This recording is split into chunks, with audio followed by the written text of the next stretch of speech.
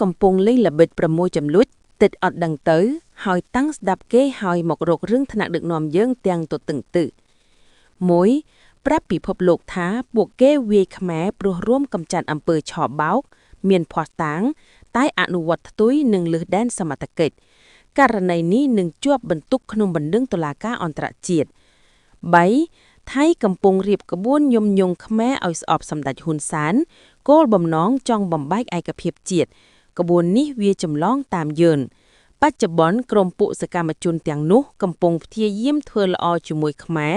ដើម្បីលួងយឺនឲ្យជឿវា4ថៃវាធ្វើជាល្អរឿងជួយប្រមូលសាកសពទាហានយើងយកទៅបញ្ចុះត្រឹមត្រូវហើយធ្វើជាអាណិតយើងនឹងបន្ទោសសម្ដេចហ៊ុនសែនដែលមិនខ្មល់នឹងចោលសពទាហានឲ្យស្អុយរលួយតាមពិតឲ្យចូលយកតាវាស្អីបើត្រៀមបាញ់នឹងពាត់តំបន់នោះជាប់ទៅហើយ5ថៃវាកំពុងចោះខ្សោយតែវាព្យាយាមប្រាយកម្លាំងហុំព័ទ្ធទីតាំងក្នុងដីខ្មែររួចប្រញាប់ថតបង្អួតបង្អោលដែលនាំឲ្យខ្មែរយើងភ័យបាត់ដីថងបន្ទោសរដ្ឋាភិបាលផង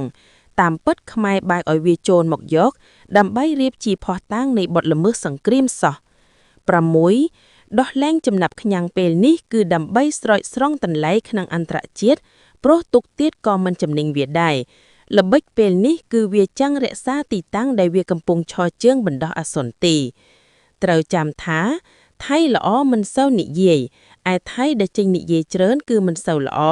ត្រូវតាមដាន Facebook ពួកវាម្ដងមួយសិនមុនជឿវាពួកនេះភាគច្រើនជាសកម្មជនទេដើមឆ្នាំនេះត្រៀមឈុតធំទៅមុនបោះឆ្នោតវានឹងបង្កើតព្រឹត្តិការណ៍ដ៏សំខាន់ជាច្រើនដើម្បីស្ងោរនយោបាយវាឲ្យឆ្អិនអត្ថបទរបស់លោកវង្សសុផល